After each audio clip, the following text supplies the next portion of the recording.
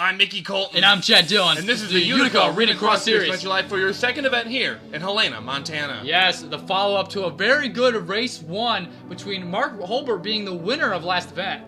Yeah, the Canadian being able to blast past all the Americans and take the victory. Had very good precision. Now, this track here is a lot similar to our last event with a very short style, dirt, very sharp turns. Going to take a lot of skill. Yep, and it is another indoor circuit. Exactly. Which, I mean, you may not think it will change the mentality, but you better believe it does. We're going to be running a split schedule this season, 3 indoor circuits and 3 outdoor. Exactly, and I'm really excited to see how these guys can do. I mean, you can see it in their eyes. I mean, when you only have 10 drivers up and they're going one after the next, it's like the pressure's on because you see that time right away, and you're like, oh my gosh, I'm ready to go. Let's do this. And it's just, you can see the competition in these young guys. They really want to get their names out there. Now, here's the lineup here, starting out. Yep. Who do you think are some notables in this field? Well, definitely Mark Holbert with that amazing run last time. I'm expecting James Silverfox to pick it up and do a better run than he did in the first event. Yeah, I think Skylar Dixon can also improve. Also, watch out for drivers like Dylan Young. Yeah. Dylan Young was a little quiet last week, but he had a solid finish. He could be a factor later in the season. Exactly, but you know what? Today I'm feeling like Brandon Crass is going to do really well. He was okay middle of the pack last time, but I think he's got his feet wet. Actually, he was second place last time. He was, wasn't he? Yeah, so, see, he get a quiet run, but he got it done. Exactly, yeah. Yep, so we are going to have our first driver come out on track shortly. It is Jerry Guerra from MLP Motorsports in that very bright yellow car. Oh, yeah, shining up the entire place. Now, see, we got similar to this, you got the whoops right there with bigger, sharper turns. We got a big jump here. You got to land well. There's a possible way you could DNF there. But here we go. Guerra, see, that thing's going to be a real problem spot for the track builders here, they're really favorite is those double humps in a sense. Like they. But here we go, coming to the final turn. It's a very short track here. Not a bad run. A 27.80 for the first man up, Jerry Guerra. That's going to be on top is now Annie Thomas in car number 30 for Victory Racing on track. Now, Annie Thomas had a good run last week. Was able to take the lead at one point, trying hard this time. And that's almost off the racetrack. Annie Thomas doing very good car control there. Hits that. Gave her some momentum for the double hump there.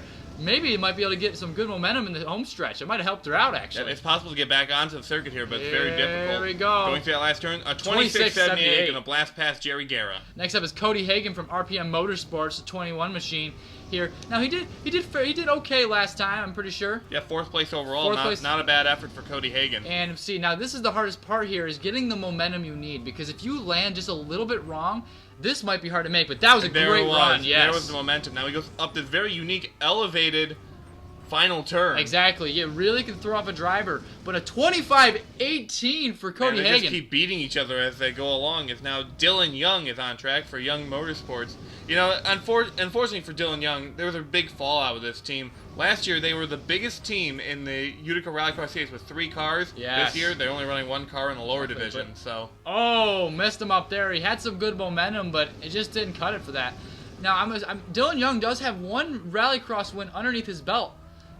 Actually, I think he's a 2-time winner. Is he a 2-time winner? Yeah, he's a 2-time winner. 27.57 is going to be 3rd place overall. First driver to not overtake the lead. So we got the Skylar Dixon from Dixon Motorsports here. Another name that we were expecting to do very well today. Maybe to show up, to redeem himself from last time, because these are Rallycross drivers. They just went down. So they do have the experience, and a little shaky off the first turn. Breaks it for some reason. I think he felt like he couldn't make that jump, so he thought that would be quicker. Let's see if that actually worked for him. I mean, it could have. I'm not sure. Yeah, it might be the same as if he were to rocket off there, but let's see what he finishes with. 28.49. That's going to be the slowest time thus far. And now Ian Siegel is on track. Let's see what he can do today. Ian Siegel last time a little shaky, but not. He was just being. He wasn't being courageous enough. I mean, I feel like he needs to just go out there and do it. He's still being a little slow today. Let's see if he can hit this jump well. And no, just taps it. Luckily for him, he didn't flip that car over. Exactly. That was a really weird angle to hit. We've seen some weird flips in these series with these cars, and wait, see, he finishes with a 28.16. That's going to be 5th place overall. Not that good for him. James Silverfox really struggled last week in that number 28 machine. He's looking for redemption now. He's been having a rough year. He was in the UticaHomeTrackSeries and had a terrible season. Now he's hoping that this can turn a little bit better. That was an interesting jump. Exactly, but I don't think it's going to give him the momentum he needs. And, a little shaky. I know, Cody Hagan's really been the only one to master that jump. Exactly. If you can master that jump, you're going to have a good time. And a little too fast coming out that last turn there. A 28.31. Not going to make the top 5. Yeah. That's going to be Mark Holbert, last week's winner for S3 Motorsports. Now, this team runs Charles Sanford. And we got to congratulate Charles Sanford. He didn't win the championship, but he actually was in competition in a Snickers Cup event. Yeah. So, good effort by that team. We got Mark Holbert there. It seems to be carrying over to this series. And oh no! That was a little squirrely for the 24. Seems like Cody Hagan might have made the top spot really hard to beat. Yeah, and he was the third guy up. That's going to be impressive if he can keep it. Exactly. Now, 29.66. Oh. That is the slowest time today. Wow. And from first place till almost last place. Now, Joshua Michaels from Rage Motorsports here, looking to get a good run here. Redeem him. I mean, he did okay, middle of the pack last week. But let's see what he can do here. Wow, man, master. He is just quick on this circuit. What can he do with this one? Whoa! Beautiful. This is near perfection for Joshua Michaels. Oh, no, he might be off the track, but he gets himself back on. No, he keeps it going. Here we go. Can he make it? Can he beat Cody Hagan? Just blows Cody Hagan out of the water. Almost a second ahead of him, as now Brandon Crasta is our last car up to bat for Crasta Motorsports. Now, you were predicting that he would do good earlier today. Let's see what he can do. Here we go. Coming out the first turn, a lot of speed. Can he hit it? Oh, man, he almost wrecked that thing. But he gets it. He might have enough speed to make the jump. No, I think Joshua Michaels is going to be safe, and that's some style points. Exactly, and still gave him a lot of speed, so he might be able to finish in the top 4. What can he do? Clips it. 27.56. That will be 4th place, yes. so top 4. And now, this is your final results. Joshua Michaels with a beautiful performance. Exactly. He's going to win the event. He's followed by Cody Hagan, who kept it until the very end.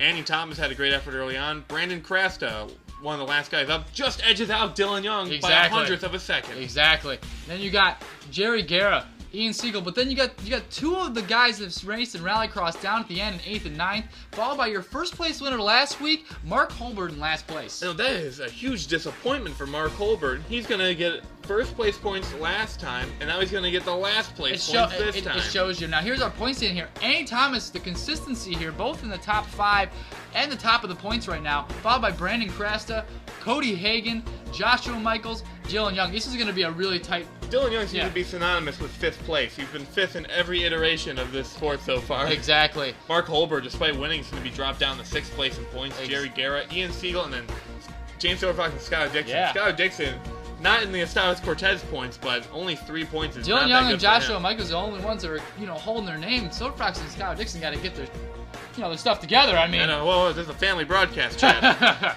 Yeah, so that's going to be a disappointing effort for those guys. But this is what the points look like. But I'll point something out here, though. It's just interesting to see how this series is. It's like you saw Mark Holbert do so well in the first event, but it shows you that one wrong move can just throw off your entire season in this series because the times are so close. You ricochet one wrong turn, you miss one spot, you're gonna give last place like he did. And just think, only 4 events to go. Exactly. It's going to be a tight competition there, and they're all fighting for a spot in that Rallycross Series finish at Dead Man's Curve. Yep, this is going to be it for this broadcast. Next week, we're going to be going to Des Moines, Iowa for some outdoor racing. I'm ready to go. Let's do it. Yep, from us here in the booth, we'll see you next time. Peace!